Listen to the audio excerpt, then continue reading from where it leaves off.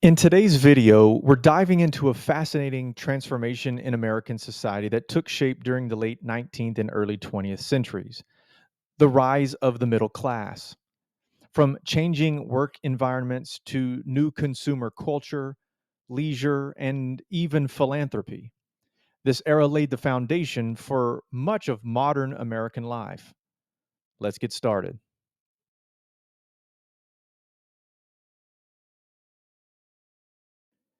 As America industrialized, incomes rose, though not equally. While not everyone benefited the same way, almost everyone saw their earnings increase during the industrial era. People were leaving farms for factories, and as this shift occurred, cities expanded, and so did the middle class. With new factories came a need for management. Managerial positions were created to ensure workers, or human capital, were productive and efficient. And that meant hiring clerical staff to support them. Clerical work exploded, and while more women entered these jobs, they earned significantly less than men doing the same work. Between 1890 and 1910, salaries for white collar workers like clerks, accountants, and middle managers rose by about a third. And for doctors, lawyers, and other professionals, their work became not just more profitable, but more prestigious than ever.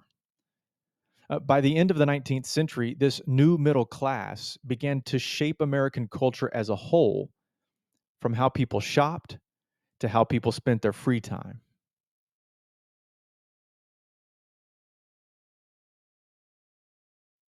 As incomes rose, Americans had more money to spend. And for the first time, there were goods designed specifically for the mass market. Technological innovations and new merchandising techniques like the Sears catalog helped fuel this explosion in consumerism. By the end of the century, most Americans weren't sewing their own clothes anymore. They were buying them in stores.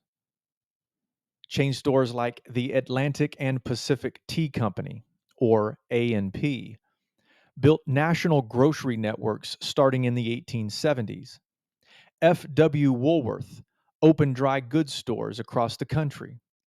And in major cities, department stores like Marshall Field in Chicago turned shopping into something new, glamorous, and even exciting.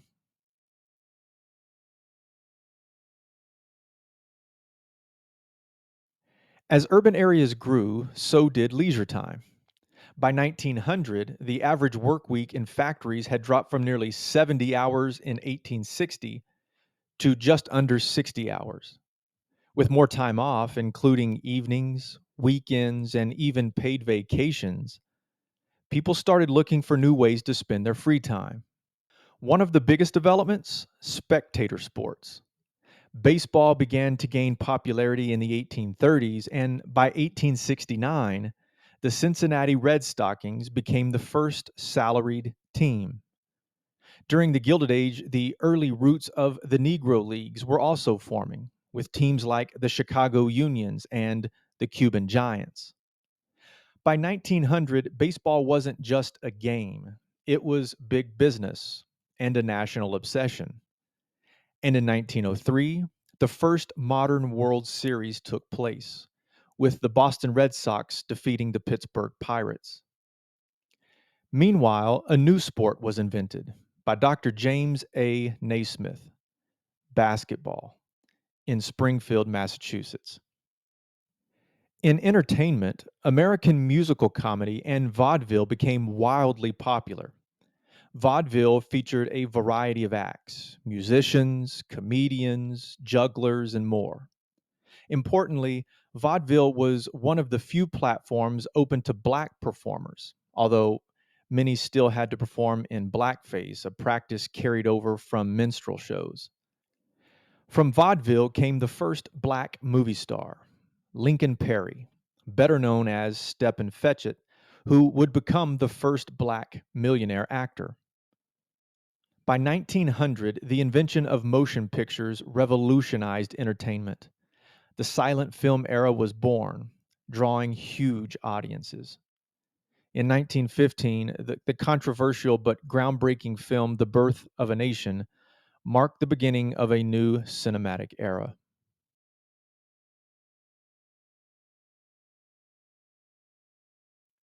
With great wealth came a new philosophy, the idea that the rich had a duty to give back.